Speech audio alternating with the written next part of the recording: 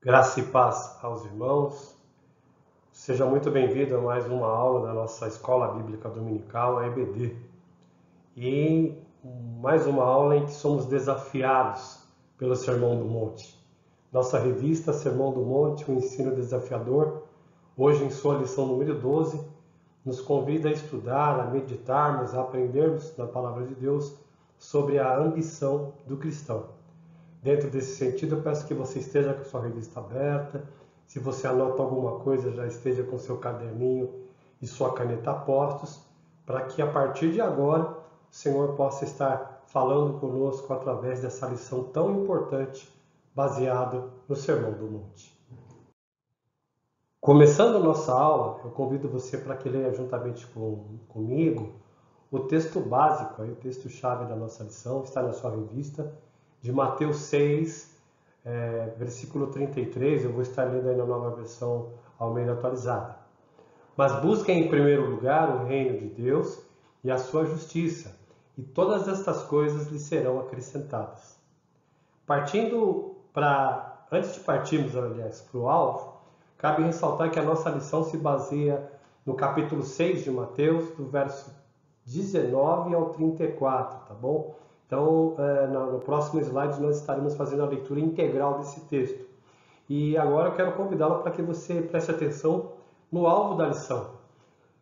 O nosso alvo, o nosso objetivo, é importante sempre termos isso em mente para nos nortear, ser como se fosse um direcionador no nosso objetivo sobre aquilo que devemos prestar atenção e aprender. E o nosso alvo nos diz o seguinte, que devemos prestar atenção sobre a verdadeira ambição do cristão. A verdadeira ambição do cristão é propagar o reino de Deus pela evangelização e promover a justiça de Deus pelo amor ao próximo. E dentro disso, eu particularmente focaria, até mesmo baseado em Mateus 6,33, que a ambição, aquilo que me move, o que é mais importante para mim, o meu principal desejo, deveria ser ou deve ser o reino de Deus e a sua justiça. Todas as demais coisas vêm depois. Essa lição é importante porque muitas vezes as pessoas elas vivem dentro da igreja se professando cristãs, mas o que é mais importante para elas são todas as demais coisas. Ou seja, o que sobra de atenção, de energia, de investimento no reino de Deus são as quireras, são as migalhas do resto de sua vida. Outras pessoas, elas confundem por teologias distorcidas, doutrinas distorcidas, todas as demais coisas com o reino de Deus.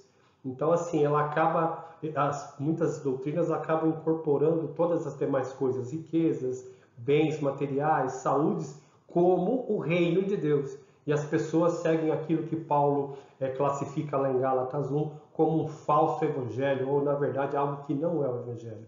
Então essa lição é muito importante para nós, para nos esclarecer e nos indicar, nos chamar a atenção, na verdade, aonde está a nossa ambição, o que é mais importante para nós. Fica aqui o convite para que você permaneça comigo, onde no próximo slide nós estaremos lendo Mateus 6, do 19 ao 34. Aí na sua tela aparece para você o texto de Mateus, Evangelho de Mateus, capítulo 6, dos versos 19 a 34. E o Senhor Jesus nos diz o seguinte: não acumulem tesouros sobre a terra, onde as traças e a ferrugem corroem e onde os ladrões escavam e roubam. Mas ajuntem tesouros no céu, onde as traças e a ferrugem não corroem e onde os ladrões não escavam nem roubam. Porque onde estiver o seu tesouro, aí estará também o seu coração. Os olhos são a lâmpada do corpo. Se os seus olhos forem bons, todo o seu corpo será cheio de luz. Se, porém, os seus olhos forem maus, todo o seu corpo estará em trevas. Portanto, se a luz que existe em você são trevas, que grandes trevas serão. Ninguém pode servir a dois senhores, porque ou irá odiar um e amar o outro, ou irá se dedicar a um e desprezar o outro. Você não pode servir a Deus e às riquezas. Por isso, digo a vocês, não se preocupem com sua vida, quanto ao que irão de comer ou beber, nem com o corpo quanto ao que irão vestir. Não é a vida mais que o alimento, e não é o corpo mais do que as roupas? Observem as aves do céu, que não semeiam, não colhem, não ajuntam em celeiros. No entanto, o Pai de vocês que está nos céus as sustenta. Será que vocês não valem muito mais do que as aves? Quem de vocês, por mais que se preocupe, pode acrescentar um côvado ao curso de sua vida? E por que se preocupam com o que vão vestir? Observem como crescem os lírios do campo. Eles não trabalham nem fiam. Eu, porém, afirmo a vocês que nem Salomão, em toda a sua glória, se vestiu como qualquer deles. Ora, se Deus veste assim a erva do campo, que hoje existe e amanhã é lançada no forno, não fará muito mais por vocês, homens de pequena fé? Portanto, não se preocupem dizendo: que comeremos, que beberemos, ou com que nos vestiremos? Porque os gentios é que procuram todas essas coisas. O Pai de vocês, que está no céu, sabe que vocês precisam de todas elas. Mas busquem em primeiro lugar o reino de Deus e a sua justiça, e todas essas coisas lhes serão acrescentadas. Portanto, não se preocupem com o dia de amanhã, pois o amanhã trará os seus cuidados. Basta ao dia o seu próprio mal. Esse é o texto de Mateus 6, 19 a 34, e a nossa lição será dividida, baseada e dividida nesse texto. Então eu peço que você nos acompanhe a seguir com os próximos itens da nossa lição. Nós já lemos aí, nosso texto-chave. Nós lemos Mateus 6,33, comentamos um pouco sobre o alvo da lição. Até mesmo lemos a porção maior do verso 19 a 34 de Mateus 6.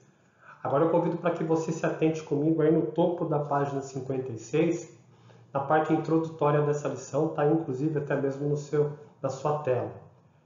E nos diz o seguinte: todos os homens por natureza são ambiciosos. A questão é que tipo de ambição influencia a nossa vida. O jovem rico, por exemplo, tinha mais ambição pelas suas riquezas do que pela vida eterna.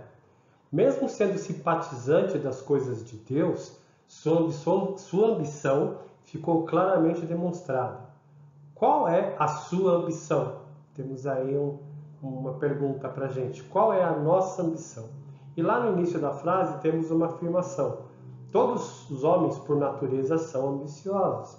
E essa ambição, o que é mais importante para nós? O que nos move? O que nos dá sede? Aquilo que nos provoca o desejo de conquista? Aquilo que nos impulsiona rumo a algo? Mais ou menos isso seria a ambição. E todos nós, de alguma forma, somos ambiciosos. O grande problema não é ser ambicioso, é o controle dessa ambição e o direcionamento dela. Nós vemos aqui o texto da introdução falando sobre o jovem rico.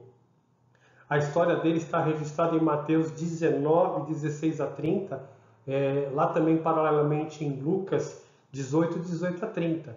Um jovem, até eu brinco, que todas as mães gostariam de ter um jovem como esse, como genro, Porque era um jovem temente a Deus, de boa família, e assim, temente a Deus entre aspas, Ele tinha toda a pinta de ser um jovem temente a Deus, rico, de boas condições, educado, porém, quando desafiado pelo Senhor, olha, tudo bem, você quer me seguir? Vende todas as suas coisas, os seus bens, dá a sua riqueza aos pobres e segue-me.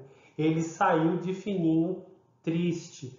Ou seja, a ambição dele, aquilo que era mais importante para ele, era a riqueza. E não aquilo que ele havia chegado para Jesus e inquirido. Senhor, eu quero ser salvo, o que eu preciso fazer para ser salvo? Eu quero te seguir. Quando Jesus colocou a ambição dele à prova, ele foi reprovado. E assim, o texto de 1 Timóteo, Paulo fala isso a Timóteo, 1 Timóteo 6 é um dos textos que estão aí na nossa leitura diária. Eu só vou ler o versículo 9. Mas aqui, 1 Timóteo 6, 9 e 10, tá bom? Mas aqueles que desejam enriquecer caem em tentações e armadilhas, e em muitos desejos tolos e nocivos que os levam à ruína e à destruição. Aquele jovem rico, de Mateus 19 e Lucas 18, ele foi tentado, né? Ele foi levado à ruína e à destruição. Por quê? Preferiu não abrir mão de suas riquezas ao invés de seguir ao Senhor. Logo, a sua ambição, aquilo que era mais importante para ele, não era verdadeiramente servir a Deus, mas as suas riquezas. E o texto de Paulo a Timóteo, 1 Timóteo 6, no versículo 10, ainda nos adverte: pois o amor ao dinheiro é a raiz de todo mal. E alguns, por tanto desejarem dinheiro, desviaram-se da fé e afligiram a si mesmos com muitos sofrimentos.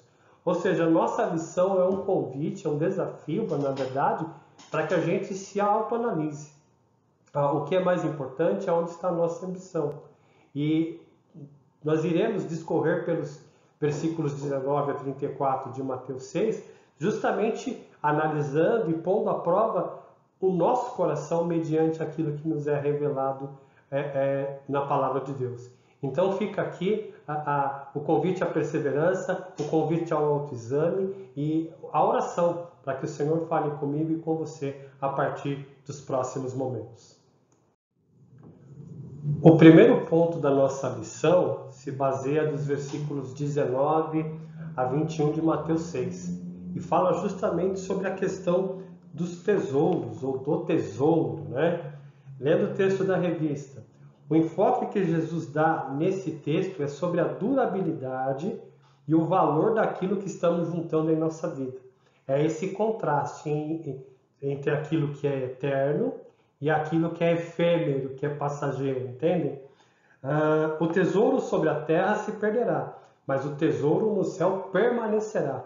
Então, temos aqui o contraste também entre dois tipos de tesouro.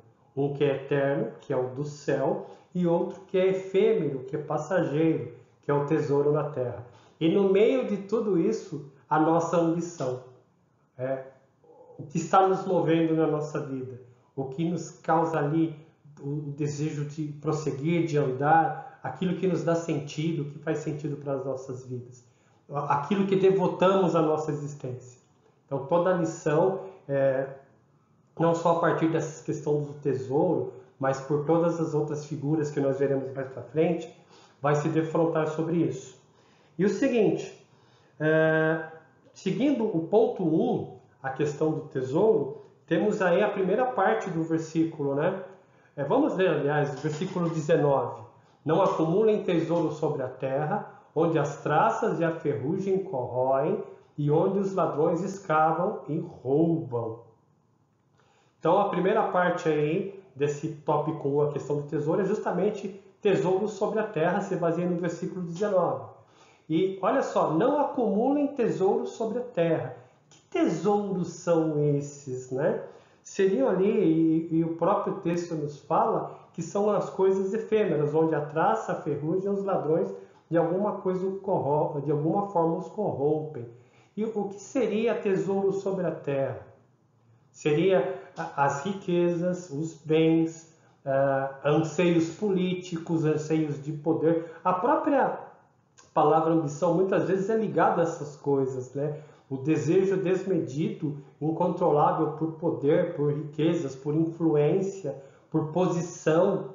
Então, todas essas coisas abarcam essa questão do tesouro na terra. Cabe aqui uma questão importante, é que nós lemos até o texto de 1 Timóteo 6, o versículo 9 e 10, onde fala que o amor, o versículo 10 especificamente, fala que o amor ao dinheiro é a raiz de todos os males. E aqui cabe um parênteses, tá bom? A questão de que eu posso sim ter bens, eu posso sim ter uma posição social boa, até onde o Senhor me permitir, eu posso sim ser influente, eu posso desejar, posso ser previdente, ou seja, guardar dinheiro, fazer reservas, posso sim, por que não trocar a minha casa ou um veículo, não há problema nisso. O grande problema é que se a minha ambição por essas coisas controlam a minha vida a tal ponto de que eu esqueça daquilo que é mais importante. Lembre-se lá de Mateus 6,33. Busquem em primeiro lugar o quê? O reino de Deus. O reino de Deus e todas as demais coisas serão acrescentadas. Os tesouros na terra, se a gente pode dizer assim, fazem parte de todas essas demais coisas, que não muitas vezes necessariamente, conforme a teologia da prosperidade, significam que são sinais de aprovação divina. Tem esse detalhe. Lembre-se quando eu falei que muitas vezes as pessoas são confundidas por doutrinas, que muitas vezes as demais coisas são confundidas com o reino de Deus? Nesse sentido, necessariamente os cristãos são abençoados, são agraciados pela misericórdia de Deus, porém, ter os tesouros da terra não necessariamente, o cristão não necessariamente terá todos os tesouros da terra, amplamente os tesouros da terra, amplamente o acesso aos tesouros da terra, tá bom? E também, ao contrário, ter os tesouros da terra não significa a bênção de Deus. E aí, para simplificar essa situação, essa preposição minha, vejam lá as vidas de Paulo, de Pedro, de João, de Tiago, do próprio Senhor Jesus Cristo. Homens, os apóstolos dignos de nota e o Senhor Jesus Cristo, nosso Salvador. Vejam, façam essa reflexão. Tesouros da terra versus vida dos apóstolos. Tesouros na terra versus vida de Jesus Cristo. Aí vocês vão ter um resultado muito interessante. Vocês vão ver que esses homens eram pessoas humildes, eram pessoas simples. Talvez Paulo ali um pouquinho mais se sobressaía a questão cultural, de origem, de família, cultura, ok? Mas que no total eram pessoas que seriam aí os pobres dos nossos dias, tá bom? Por outro lado, a gente já disse que podemos sim desejar, batalharmos por uma condição maior e melhor, mas não podemos deixar que isso seja a nossa ambição, seja aquilo que norteia a nossa vida, ok? E seguindo para a revista, né? Tesouros sobre a terra. Jesus é enfático, não acumuleis. Tesouros na terra não devem ser a cobiça do cristão, ou o desejo, a ambição do cristão, tá bom? Pois são destrutíveis e vulneráveis. E aqui que está justamente a efemeridade dessas coisas, serem vulneráveis, serem destrutivos. Quando a gente coloca a nossa vida, alicerceia a nossa casa sobre essas coisas, os tesouros da terra, posições, bens, tudo isso é muito mais importante para a gente, que nossa vida, ela orbita sobre essas coisas. Somos igual ali a casa na areia, né? Que vem o vento, vem as tempestades e derruba ela. Nosso alicerce é fraco. Vamos a esses 3 itens do tópico 1 aí, da questão do tesouro. Primeiro deles, o versículo 19 nos fala que não acumulem tesouro sobre a terra, onde a traça e a ferrugem corroem e os ladrões escavam. A questão da traça, ferrugem e ladrões mostra o quanto são vulneráveis essas coisas, o quanto são frágeis, e nos chama a atenção para que não coloquemos a nossa vida, a nossa esperança sobre elas, tá bom? Podemos ter essas coisas, mas todas nos seus devidos lugares. Mateus 6,33. Buscar primeiro o reino. A questão da traça, né? Item A aí. Os tesouros orientais incluíam roupas caríssimas, tá? E muito finas, que facilmente eram destruídas por pragas e traças. A roupa, né? Roupa fina, questão da aparência. Você andar bem vestido é uma coisa, mas você não pode ser valorizado ou medido por isso. Por outro lado, você não pode botar a sua confiança na imagem que você põe para a sociedade por aquilo que você é exteriormente. Por quê? No caso das roupas finas, principalmente no contexto lá onde foi escrito esse texto, as roupas finas eram extremamente frágeis e sujeitas à ação das traças, tá bom? Eram sujeitas aí à ação das traças e à destruição, sua efemeridade. O item B, a ferrugem, né? A ferrugem, a oxidação desgasta coisas de valor, objetos de ferro. Então, moedas, tudo isso de alguma forma ela é degradada pela oxidação. Embora Aqui até lendo o comentário de Carson, né? Ele acredita que a imagem que se fala aqui da ferrugem não se aplica necessariamente a metais, mas sim a imagem de uma lavoura com seus produtos. Quando essa lavoura ela é arruinada e corroída e corrompida e deteriorada pelas pragas, tá bom? Então, assim, acho que vale essa figura que está na revista, mas uma opinião mais aprofundada como de Carson, onde essa ferrugem é algo que destrói, que corrompe, que deteriora as coisas. Não devemos ter a nossa confiança sobre o vil metal ou sobre a quantidade das nossas colheitas, né? Ficarmos seguros. Eu vou lá na conclusão, eu vou ler inclusive o texto de Lucas 12, onde a gente pode ver isso com um pouquinho mais de clareza, tá bom? E a questão aí, por último, item C, os ladrões, tá? Preferiam escavar as paredes de barro a arrombar as portas. Entravam nas casas e levavam os tesouros. Por maior que fosse o cuidado das pessoas, não podiam conservar os seus tesouros na terra. Naquela época não havia cofres, tá bom? Cofres com segredos, aquela proteção eletrônica, não tinha nada disso.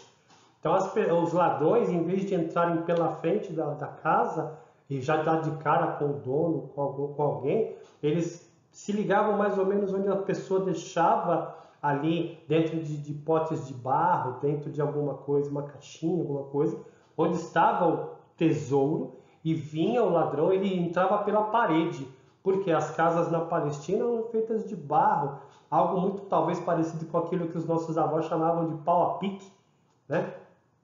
E eles cavavam facilmente ali com uma ferramenta um pouquinho mais dura, eles abriam um buraco na parede e metiam a mão e puxavam. Então, assim, algo extremamente fácil de ser levado, né? Tomando como contexto aqui a questão das casas da Palestina do Novo Testamento. Então percebam, a traça, a ferrugem, os ladrões são exemplos de que esses tesouros na terra são extremamente frágeis. E mais ainda, que podemos tê-los, por que não, mas não devemos confiar a nossa vida, a nossa esperança, a nossa razão de ser e de viver sobre eles. Podemos tê-lo, mas sabendo, são bens, são tesouros sobre a terra. E isso é importante? Ok, mas não é tão importante quanto o outro tesouro. Não acumuleis. Posso ter? Posso, mas não devo gastar toda a minha energia, toda a minha vida para a obtenção desses tesouros. Ok? Nós vamos para o ponto 2 de 1, que é o outro tesouro, né? O tesouro no céu. Nessa questão do tesouro, né? A questão do tesouro baseada em Mateus 6, 19 a 21, nós vamos agora vermos assim o outro tesouro, aí no topo da página 57. O ponto 2, tesouros no céu. E no início da revista, desse item Tesouros no Céu, lá no topo da página 57, ele diz o seguinte: se Jesus diz para juntar tesouros no céu, não podemos ter dúvida de que essa deve ser a nossa prioridade. Os discípulos de Jesus devem, digamos assim, acumular tesouros no céu. E o que seriam esses tesouros no céu, né? Ao grosso modo, né? Algo que começa aqui e termina lá, né? Temos aí a questão de que a Bíblia Sagrada, lá em Apocalipse especialmente, ela nos fala de como será o céu, né? Ruas de ouro e de um esplendor incomensurável. Na verdade, são metáforas, né? De que nos mostram a riqueza, a infindável glória daquele ambiente, daquele lugar, de estarmos com o Senhor. Porém, existe uma outra questão também, né? Tudo isso são metáforas, né? De algo grandioso, maravilhoso, esplendoroso, que tentam assim mostrar para a gente um pouquinho, dar uma noção do que nós estaremos lá no céu. Por outro lado, essa questão dos tesouros no céu podem dizer para a gente, e isso até Carson nos afirma em seu comentário, de que esses tesouros no céu são resultantes da aprovação divina e que são dados generosamente aos seus discípulos. As questões aquela questão da rua de ouro, né, da maravilha que será o céu, lá na consumação dos tempos. Porém, ela nos mostra também que esses tesouros no céu, se por um lado há algo muito glorioso lá, também é algo palpável aqui. De que forma esses tesouros no céu? A questão de que nos indica, nos aponta para uma pureza de vida, para uma pureza de caráter, para algo que nos aponta para um caráter, para uma vida, para uma ambição renovada, renascida, transformada pelo poder do Evangelho nas nossas vidas. Vamos ver aqui, esse item 2, ele se divide em dois subpontos, o ponto A e o ponto B. E a gente até acabou adiantando um pouquinho aqui o que é esse tesouro no céu, né? Então vamos ler a revista, o subponto A. O que é esse tesouro no céu? É o caráter semelhante ao de Cristo, a maturidade cristã, perfeita varonibilidade, plenitude de Cristo, baseado em Efésios 4:13. Eu separei aqui esse texto de Efésios 4:13, onde Paulo nos fala lá no versículo 11 que o Senhor designa, né, apóstolos, profetas, evangelistas, pessoas com variadas e determinadas funções. E no versículo 12 ele fala que são responsáveis por preparar o povo santo, o povo de Deus. E o versículo 13, que é o texto citado na revista, nos fala que o objetivo desses homens, do preparo desses homens para o povo de Deus, é no sentido de até que todos alcancem a unidade, que a fé e o conhecimento de Deus produzem e amadureçamos, chegando à completa medida da estatura de Cristo. O que seria esse tesouro no céu, digamos, esse tesouro que nos é palpável aqui e agora? Começa aqui e agora nessa vida. É o aumento da fé, da esperança e do amor, coisas que permanecem e levaremos para o céu. Esse tesouro é indestrutível e não pode ser roubado. Ao contrário do tesouro na terra, onde a traça, a ferrugem e o ladrão corrompe, esse tesouro no céu, esse caráter, essa vida, essa plenitude de Cristo, essa perfeita varonilidade, né? Na vida do cristão, a semelhança de Cristo, é algo que nos é outorgado pelo Espírito Santo em nossa vida. E essa sim, deve ser a nossa ambição. Essa sim deve ser a nossa principal busca, aquilo que nos motiva, aquilo que nos dá senso de ser e de viver. Mateus 6,33, busquem primeiro o reino de Deus. E o reino de Deus é composto por súditos que são semelhantes, que são parecidos, que creem, que professam, que seguem as ordens de um rei. E este rei é Jesus Cristo. Então o tesouro na terra, ele é diferente do tesouro do céu. Tesouro na terra, coisas que são efêmeras e frágeis, situadas nessa área de vivência.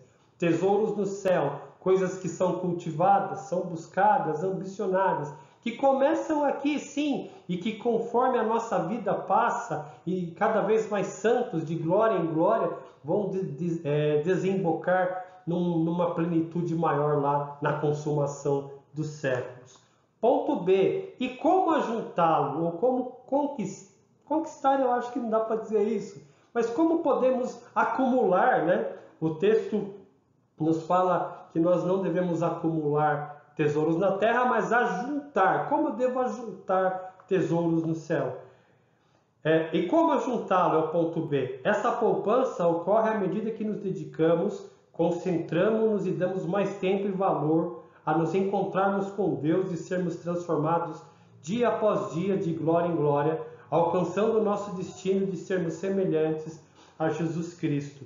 E aqui eu vou ler, vou buscar aqui rapidinho, Romanos 8:29. as palavras do apóstolo Paulo, né? Romanos 8, 29. Deu uma travada aqui no aplicativo. Pera aí, irmãos. Tenha misericórdia de mim. Romanos 8, 29. Venha cá, venha cá. Romanos 8, 29. Pois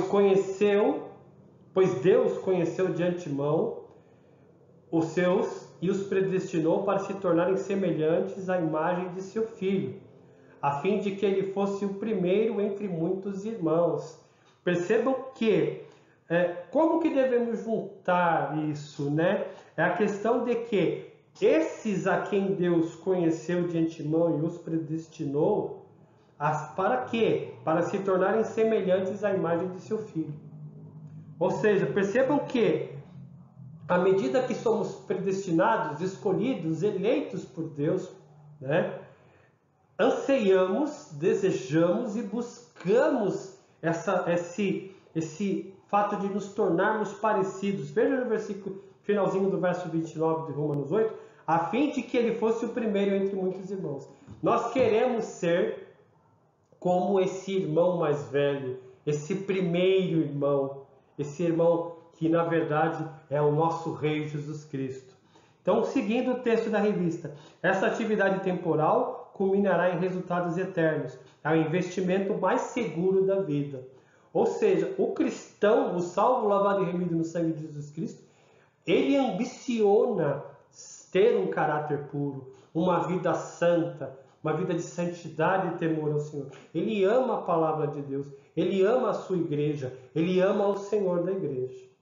Então, a sua vida é moldada por essas coisas. E a sua visão sobre as riquezas, sobre ter, sobre comprar, vender, conquistar, ambicionar essas outras, todas as demais coisas, acabam sendo moldadas por essa visão principal, que é a questão do ajuntar, do acumular, do ajuntar, as coisas do tesouro de Deus, as coisas do tesouro do céu. Aproveitando essa mesma película, né, essa mesma slide aí, já vamos para o ponto 3 desse item 1, a questão do tesouro, tá bom? O coração está no tesouro. E olha que interessante, o versículo nos fala que aonde está o seu tesouro, verso 21, aonde está o seu tesouro, ali também estará o seu coração.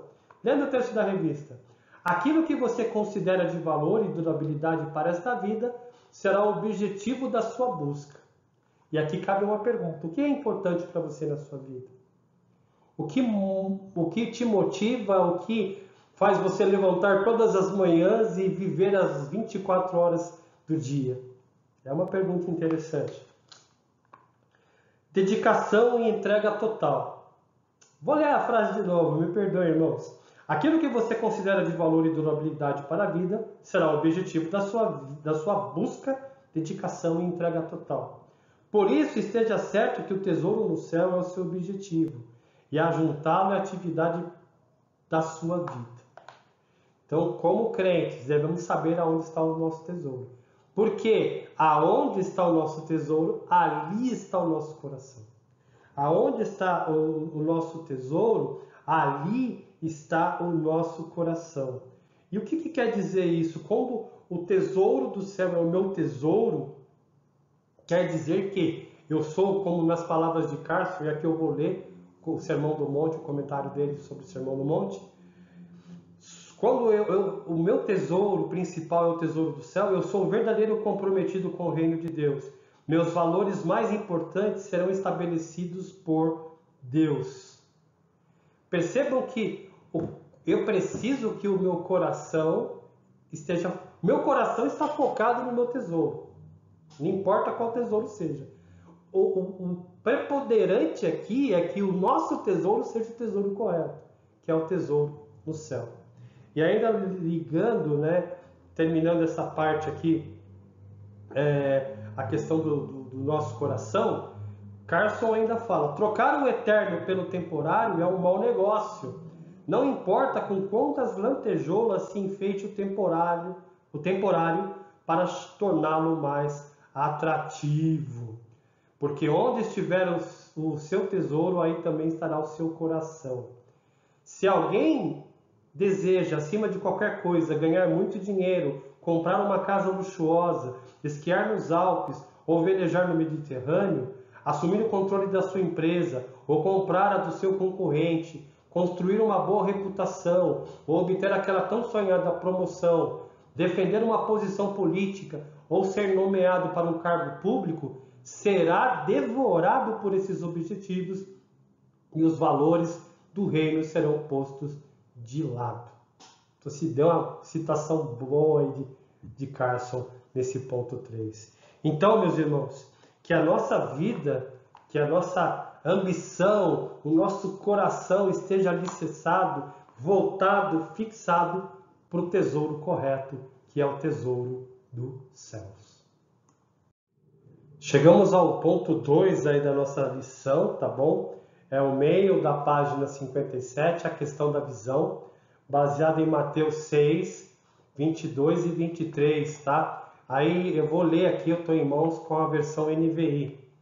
A candeia do corpo são os olhos, de modo que se os teus olhos forem bons, todo o seu corpo terá luz.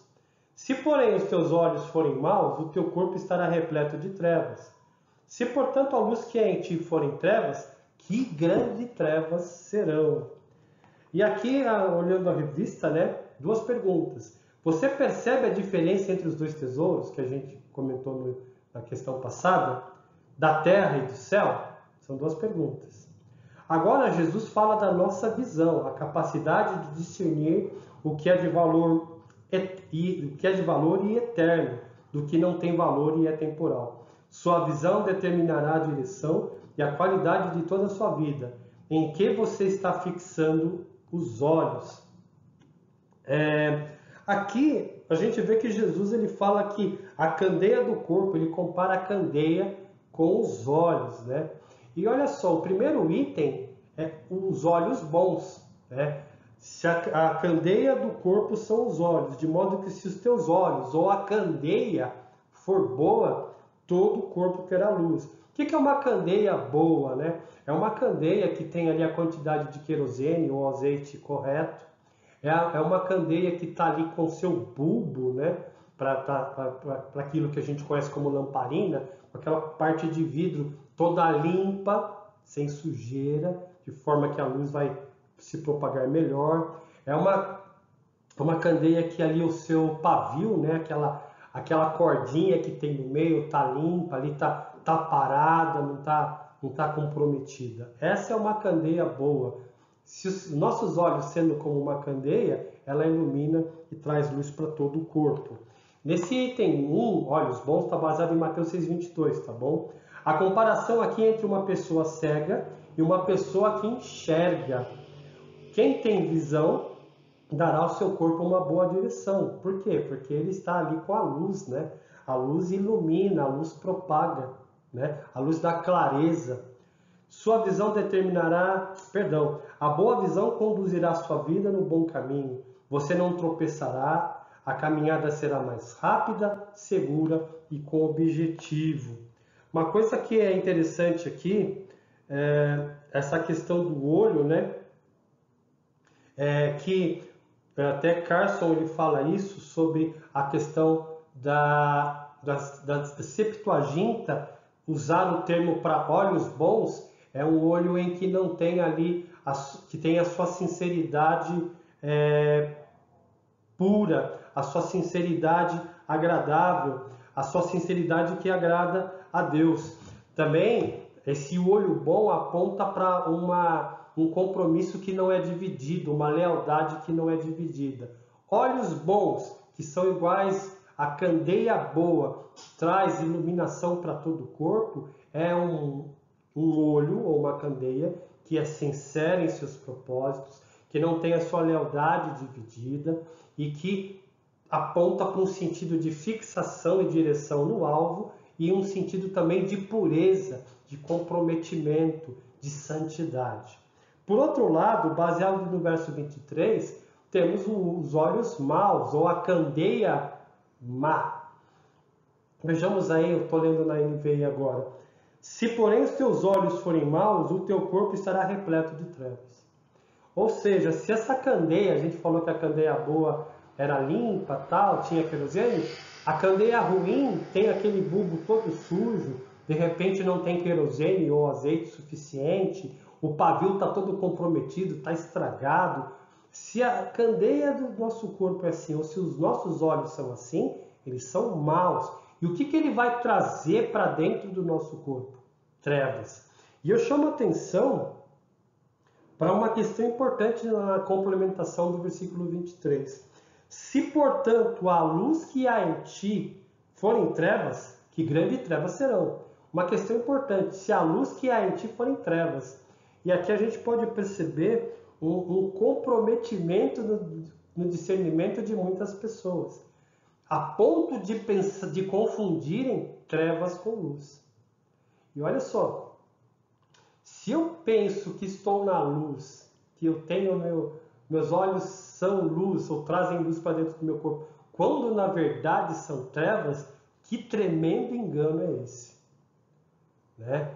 A questão que a revista coloca aqui, a pessoa que não consegue perceber a diferença entre os dois tesouros, porque a visão não é boa, terá uma vida má direcionada e não alcançará o verdadeiro tesouro. Você precisa olhar com os olhos de Deus para ver o verdadeiro valor da vida. Percebem?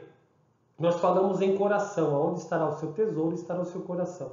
E agora nós falamos de olhos, olhos bons e olhos maus.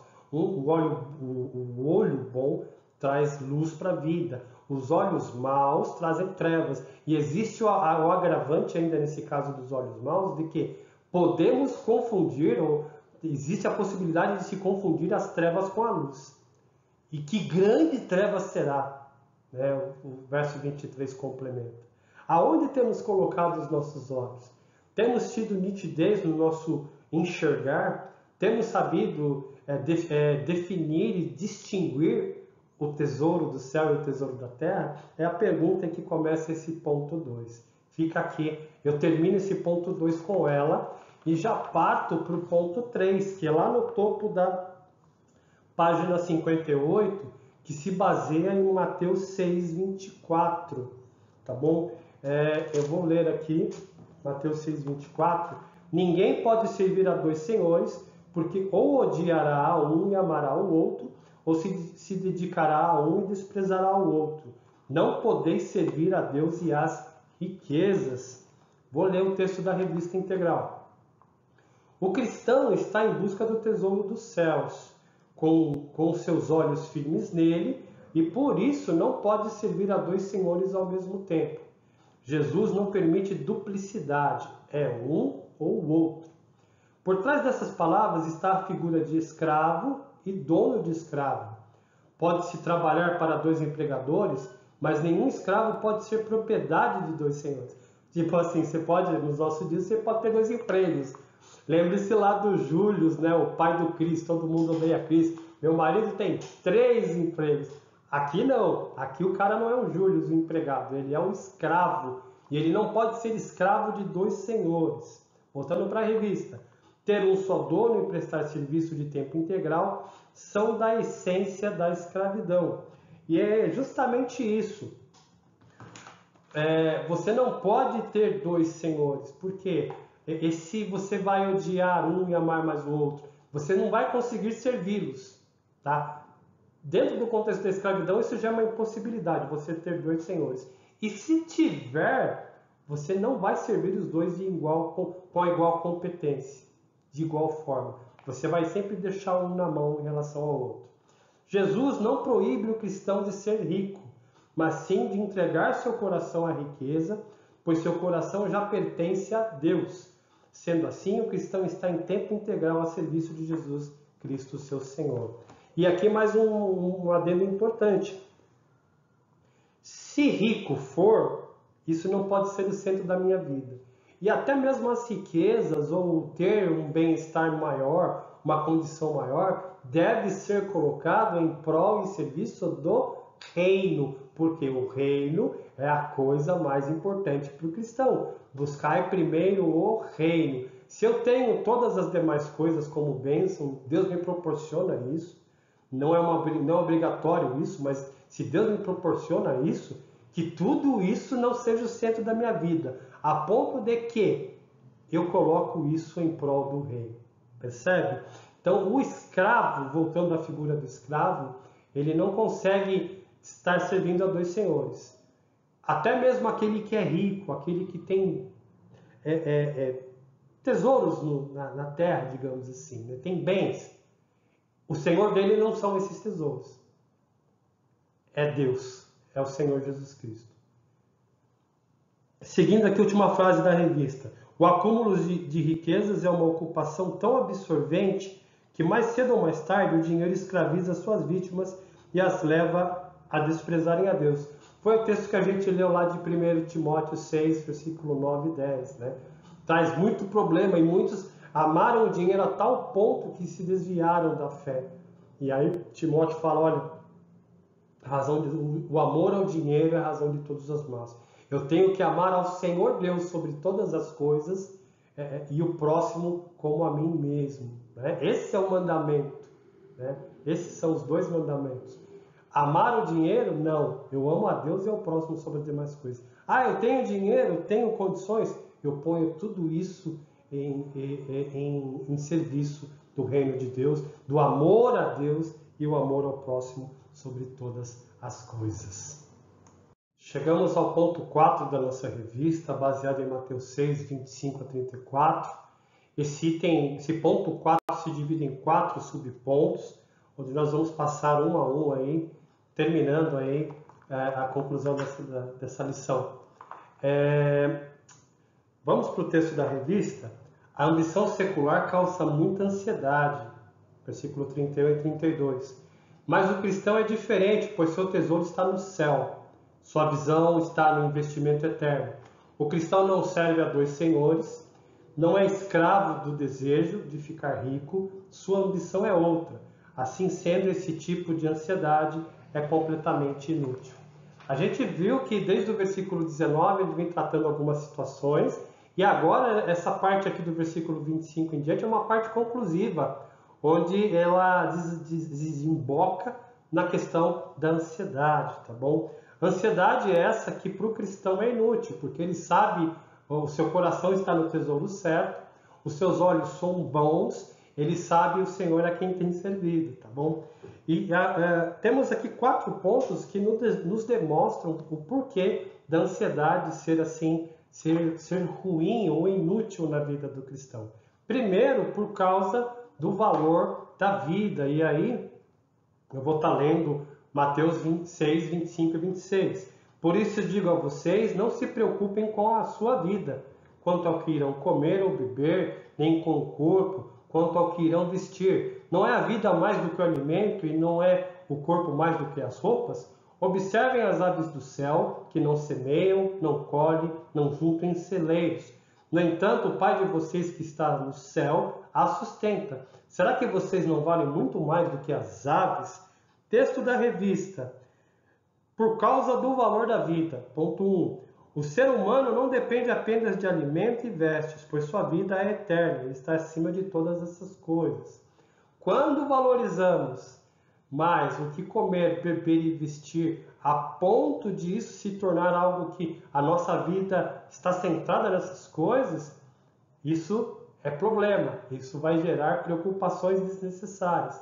E o texto de Mateus 6, do 25 a 26, nos chama a atenção a isso. Ele fala, não se preocupem com a vida. Por quê? Porque a vida tem valor. O valor da vida é mais importante do que beber, comer e vestir. Não se preocupem, e aqui não é um convite à irresponsabilidade. E a gente vai ver o porquê. Não é a vida mais do que alimento, a vida é mais importante do que o alimento, do que a comida e do que a bebida. E aí o Senhor Jesus usa a questão das aves, né? Vejam as aves do céu, elas não ajuntam, elas não ajuntam em celeiros, elas não semeiam, mas o Pai de vocês cuida delas. E no verso 26 ainda termina, será que vocês não valem muito mais que as aves? Ou seja, Pela misericórdia de Deus, a nossa vida é muito mais valorosa do que as aves. Somos mais valorosos, a nossa vida tem mais valor do que as aves. Por isso, se Deus cuida das aves, está cuidando de nós. Por isso, não se preocupem, não vivam preocupados em demasia com essas coisas. Aqui temos o convite para não nos preocuparmos e para confiarmos que o Senhor cuida de nós, tá bom? Ponto 2. Por que a preocupação é inútil? Porque ela simplesmente não produz resultado. Por mais ansioso que alguém esteja, não poderá aumentar 45 centímetros a sua estatura. É a questão do côvado, né? Por mais que eu me preocupe, eu não posso aumentar um côvado na minha altura. A ansiedade não produz resultados na vida de ninguém e pode até piorar a situação. E aí é verdade. Quando nos preocupamos e isso toma proporções extremas, o nível de ansiedade chega a um nível extremo, isso pode piorar a situação. Perceba que preocupar efetivamente não traz nada de produtivo, nenhuma solução, nenhuma melhora no panorama. Já percebeu isso? Pelo contrário, pode prejudicar a gente, aí a coisa desanda. Então, a ansiedade e a preocupação extrema não trazem melhoria, não promovem resultados. Um detalhe, tá? Assim como por natureza somos ambiciosos, por natureza somos ansiosos. Mas levemos sobre Deus as nossas ansiedades, porque Ele tem... Deixemos sobre Deus as nossas ansiedades, porque Ele tem cuidado de nós. Terceiro ponto, porque demonstra mundanismo. Aliás, eu não li o versículo 27. Quem de vocês, por mais que se preocupe, não pode acrescentar um côvado ao curso da sua vida? Ok? Agora sim, ponto 3, por demonstrar mundanismo. Verso 32. Porque os gentios é que procuram todas essas coisas. O Pai de vocês que está no céu sabe do que vocês precisam de todas elas. Percebam, o mundanismo, ou o mundano aqui é o gentil, aquele que não crê em Deus, de acordo com a revelação bíblica. E no caso, o que ele faz? Ele junta tesouros na terra. A sua vida é moldada pelo propósito de acumular tesouros, posições, riquezas, influências e por aí vai. É a cosmovisão que o mundo tem. Você é julgado por aquilo que você tem. Já o cristão não, ele é julgado por aquilo que ele é, filho de Deus, tá bom? Então assim, o mundanismo é a cosmovisão do mundo, e quando o crente ele começa a dar mais importância para os tesouros da terra, quando seus olhos já não trazem tanta luz para o corpo, quando ele começa a ter dúvida a qual Senhor servir, é questão de mundanismo. O mundanismo é algo sorrateiro, é algo que começa a comer pelas bordas. Precisamos estar atentos a isso, precisamos nos avaliar. E por último, ponto 4 aí é o topo da página 59, por não resolver o mal de amanhã. Versículo 34. Portanto, não se preocupem com o dia de amanhã, pois o amanhã trará os seus cuidados. Basta ao dia o seu próprio mal. Por mais que alguém seja precavido, o amanhã trará situações a serem resolvidas, e ninguém poderá resolver todas as questões no mesmo dia. É de grande sabedoria não sofrer, ficar ansioso com supostos problemas do dia de amanhã, ainda mais quando os nossos olhos e motivações estão no reino de Deus e sua justiça. Você pode se preparar, pode se precaver, ok, isso é normal, né? Mas você não pode sofrer por aquilo que vai acontecer amanhã, aos quais muitas vezes você não tem ideia do que vai acontecer amanhã.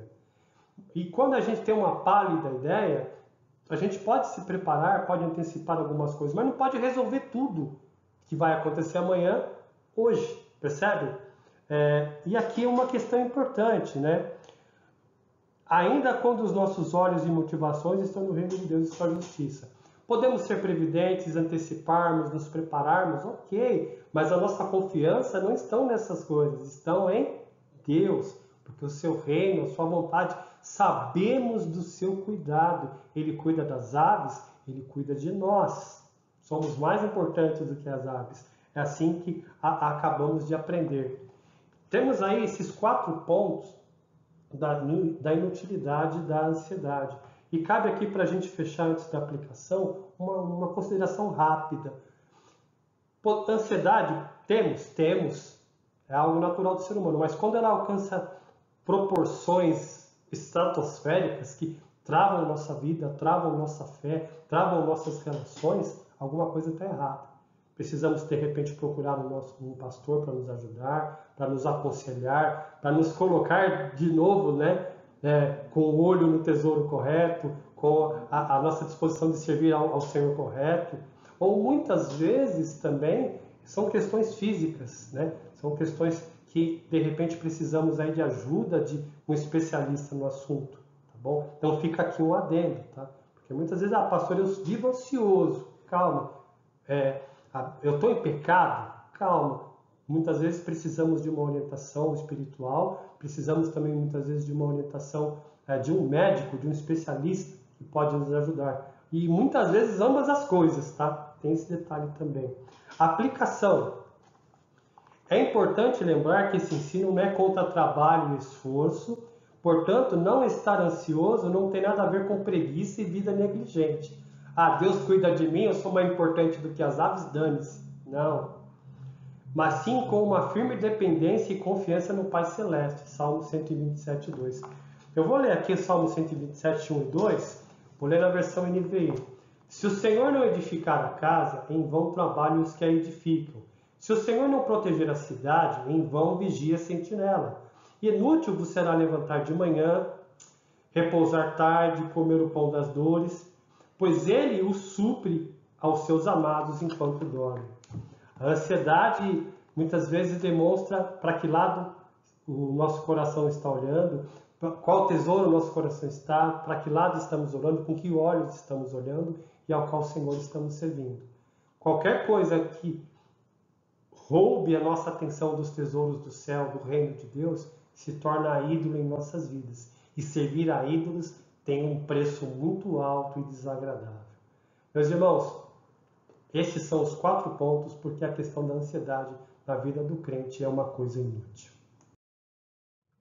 Chegamos à conclusão da nossa lição. Eu vou fazer ela em 2 partes. A primeira parte eu vou ler o texto da conclusão aí que está no final da lição, tá bom?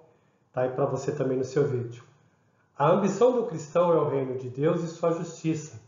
Trabalhar para ver a criatura recebendo o reino de Deus em sua vida é ter sede e fome de justiça, amando e promovendo o bem-estar de todas as pessoas. É o que todo cristão deve buscar.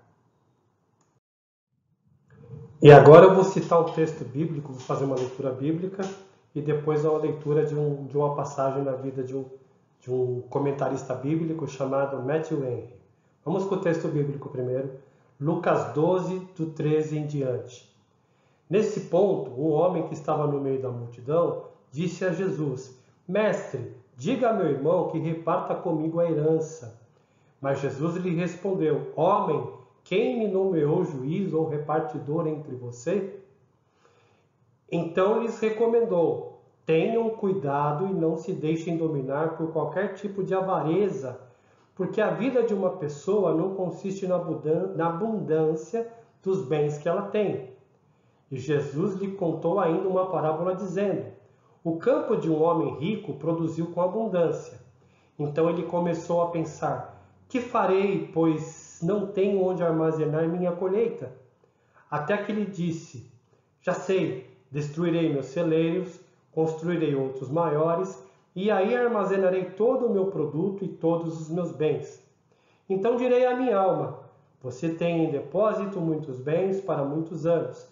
Descanse, coma, beba e aproveite a vida. Mas Deus lhe disse: louco, esta noite lhe pedirão a sua alma.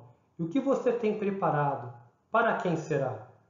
Assim é o que ajunta tesouros para si, mas não é rico para com Deus.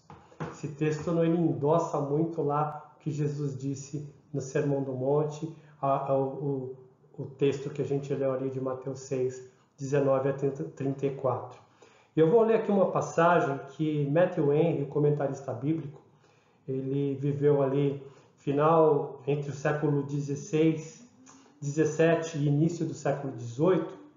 Ele narrou quando ele estava voltando para sua casa e foi assaltado nessa sua volta. E o que eu vou ler aqui é um pedacinho do comentário que ele faz no seu diário pessoal. É uma forma de oração até que ele faz, né? Ele fala assim: Senhor, eu te agradeço porque nunca fui roubado antes. Porque, embora tenham levado meu dinheiro, minha vida foi poupada. Porque, embora tenham levado tudo o que eu tinha, não era muito. Porque eu fui a vítima e não quem praticou o roubo.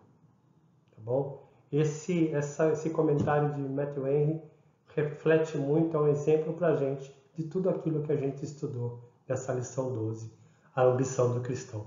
Sendo assim, meus irmãos, que vocês tenham um bom domingo, um bom dia, uma boa tarde ou boa noite, depende de que momento você está assistindo essa lição, que você tenha uma boa semana e que a gente leve e carregue para o resto das nossas vidas essas lições tão importantes e tão impactantes, a ética do reino de Deus, expressadas por Jesus Cristo no Sermão do Monte.